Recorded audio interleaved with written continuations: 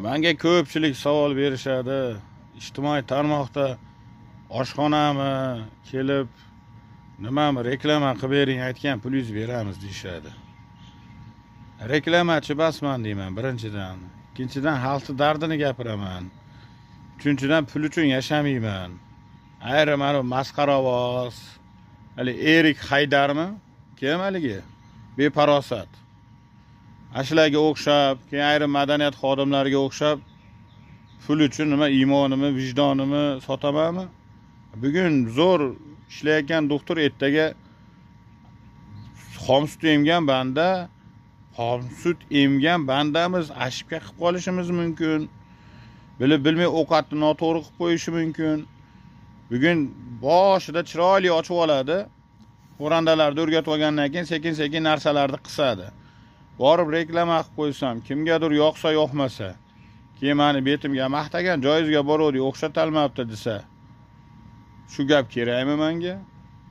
Aytdim, mana shu beparosatlarga borsangiz $100-200 ga reklama qilib berishadi dedim. Men reklama uchun, pul uchun o'lib qolganim yo'q. Qilingan yaxshiliklarni va qilinadigan bo'lgan yaxshiliklarni qilib xalqqa foydamiz tegadigan joyini gapiramiz. Jini ketdi, masxaravozni nima keragi bor? Shuni orqasidan bola chaqa boqamizmi? Xudandalik bo'lamiz, vaqti yaqin kunlarda xudo xolasa xudandalik bo'lamiz. Alloh o'sha kunga yetkazsin. Dadasi kim ekan desa, anu masxaravoz, beparosat haligi odamlarni aldab pulini oladigan deyshadimi? Shuning uchun qo'yinglar, hurmatlik, reklama uchun yashayotgan, o'zini reklamaga urib olgan, bular bo'lmas qo'shiq aytib chiqayotgan, bular bo'lmas ijtimoiy tarmoqda PR qilayotgan, kontent olayotganlar tahoratingizni qilib, oxiratingizni nimasini ko'ring. Ro'molam, soqolam, dila galichka bo'lib qoldi, xafa bo'lmanglar. Soqolni qo'yishib olib, alhamdulillah deydi. Yo'lda yurishini ko'rsangiz, musofirchilikdan, musulmonchilikdan ma harf yo'q. Ro'molni o'rab oladi, istirohat, keyin haligi nima? Hali ijodkorlar bog'idan chiqayotganini ko'rsangiz qo'yaverasiz. O'tirganini ko'rsangiz qo'yaverasiz. Mashinangizga chiqib olgandan keyin ikkita gapni gapirsangiz, ro'mol o'ragani esdan chiqadi, jippillab o'yinga tushadi. Shuning uchun nima keragi bor, qo'yinglar. Men ko'p ro'mol o'ragan qizlarga aytaman, "Optoda qorayib ketmaydi, o'rayapsan" deyman. To'g'ri gapiribmanmi? Gapim to'g'ri bo'lsa, like, podpiska bosib qo'yinglar. Ani beparosatlarga e'tibor sal o'zini yig'ishtirib olsin.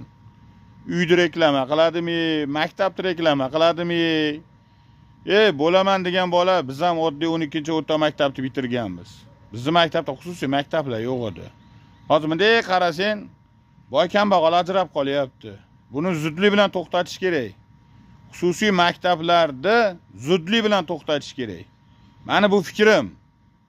Kim qanaqa tushunsa tushunaversin, meni fikrim xususiy maktablarni zudlik bilan to'xtatish kerak. Qilish kerak.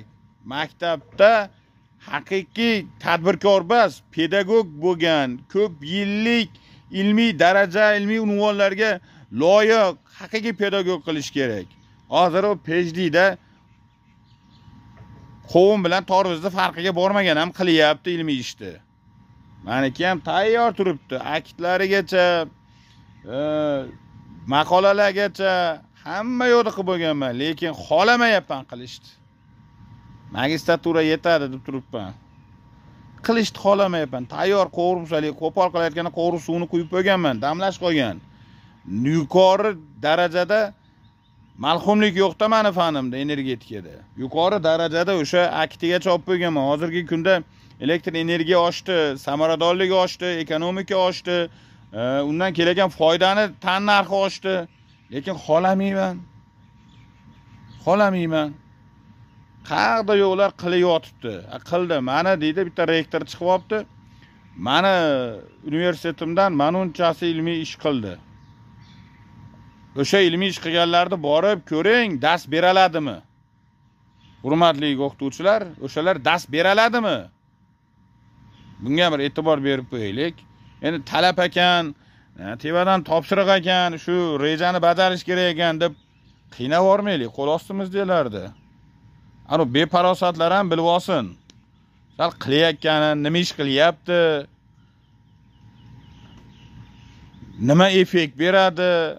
Millatimizga, yurtimizga, nima ekonomikasiga nima olib keladi? Ruhiyatiga, bolani ruhiyatiga, kelajak avlodga, millatga nima olib keladi? Shu yo'nalishda qilsin. Palonchi Amerika, Yaponiya, Koreyani mutaxassislari, bizni ota-bobomiz qalam bilan, tig' bilan dunyoda nakalini turgizganda, oddiy ulug'bek yulduzlarning qayerda joylashini minut sekundigacha aytib qo'ygan. Va Yaponiya, Xitoy, ular yo'q odam edi. Ular yo'q odam edi, umuman yo'q odam edi. Nimaga biz shunaqa bobolarimiz bo'lib turib biz palonchi po'kinchilar ilmini o'rganamiz? Ular kelib bizdan o'rgansin, korotchi.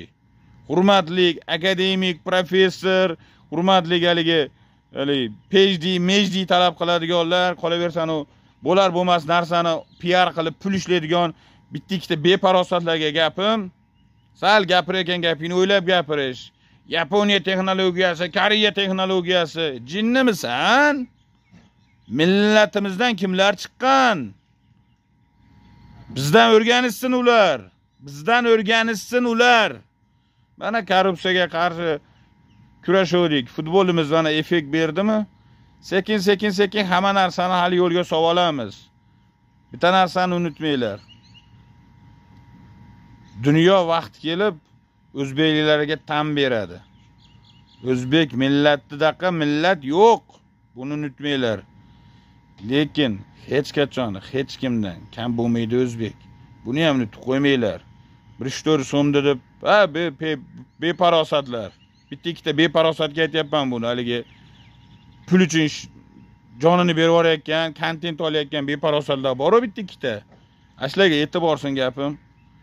Zora o'sha sal o'zini yig'ishtirib olsa. Sog' bo'linglar, salomat bo'linglar. Mehnat qilinglar, korotchi. Rezultat bo'lsin. Yurtni foydasiga, millat foydasiga, kelajak yoshlar foydasiga bo'lsin. Bizdan biz bobolarimiz bilan faxrlanaylik, o'shalarning ilmini rivojlantiraylik. Qag'da yo'q davlatlarga kerak emas ular bizga. Bizdan kelib o'rganishsin, korotchi.